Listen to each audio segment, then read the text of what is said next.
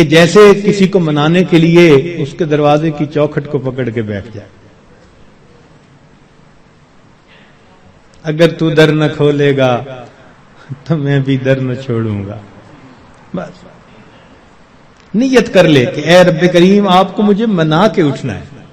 واقعی دیکھا ہم نے محبت میں ایسے ہوتا ہے. اگر کبھی کوئی محبوب ناراض ہو لوگ قدموں میں بیٹھ جاتے ہیں. بیٹے سے باپ خفا ہو آ کے قدموں میں بیٹھ جاتے ہیں. ابو جب تک آپ راضی نہیں ہوں گے میں قدموں میں سے نہیں اٹھوں گا. سبحان اللہ. یہی مومن کا حال ہونا چاہیے.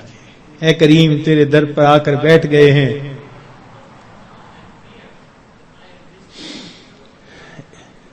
اجازت ہو تو آ کر میں بھی شامل ان میں ہو جاؤں. سنا ہے کل تیرے در پر ہجوم عاشقاں ہوگا.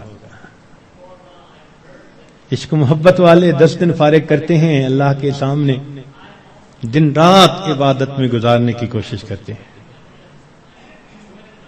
اور دعاؤں میں پھر انسان خوب عاجزی اور زاری کرے. اس طرح رمضان مبارک کی قدردانی کیجیے. رمضان مبارک کی بے قدری کی بھی کچھ صورتیں ہیں. مثال کے طور پہ بعض لوگ رمضان کے روزے رکھنے کا اہتمام نہیں کرتے. یہ رمضان کی بے قدری ہے.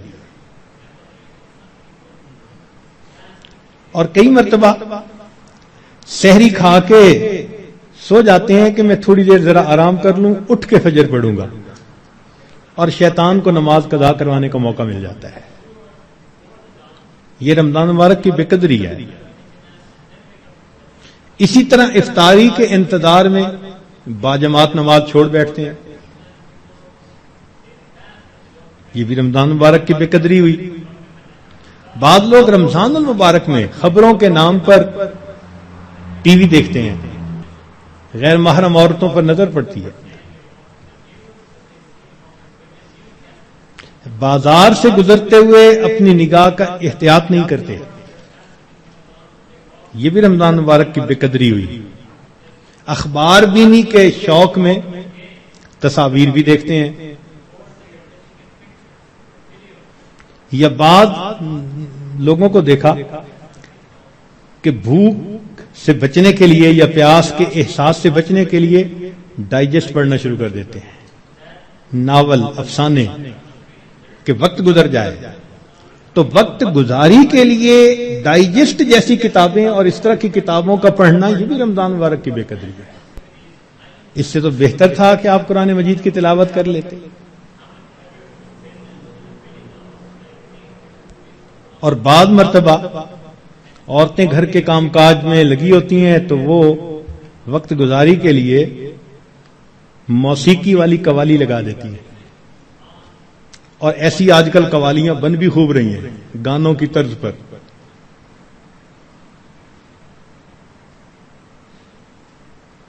بھئی کوئی بیت الخلاء کے طرز پر مسجد بنا دے تو آپ کو خوشی ہوگی, دیکھ کے غصہ آئے گا نا.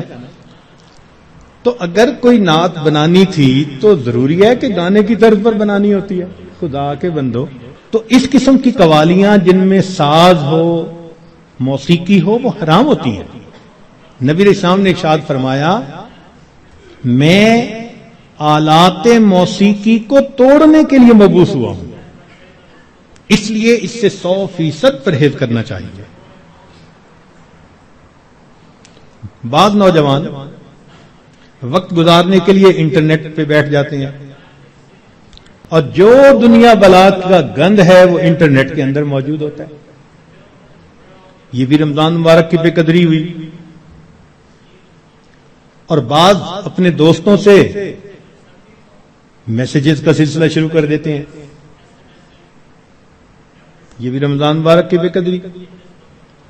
اور اس سے بڑھ کر اور گناہ یہ کہ سیل فون کے اوپر غیر محرم سے باتیں کرتے ہیں یا اس کو میسج بھیجتے ہیں. یہ بھی رمضان کی بے قدری ہے. اور یہ بھی رمضان کی بے قدری ہے کہ انسان غیر محرم کو کہے کہ میں اب رمضان میں میسج نہیں بھیجوں گا, اس کے بعد بھیجوں گا. تو اس کا مطلب یہ ہوا کہ اس نے اللہ کے حکم کی تعظیم نہیں کی. تو رمضان میں ان گناہوں کو کاملاً چھوڑنا ہے، یہ نہیں کہ صرف رمضان کے لیے چھوڑنا ہے۔ بعض لوگ حالات حاضرہ کے نام پر ایک دوسرے بندے کی غیبتیں شروع کر دیتے ہیں۔ بعض لوگ رمضان میں یہ کہنے میں بڑا خوش محسوس کرتے ہیں آج روزہ بڑا لگ رہا ہے۔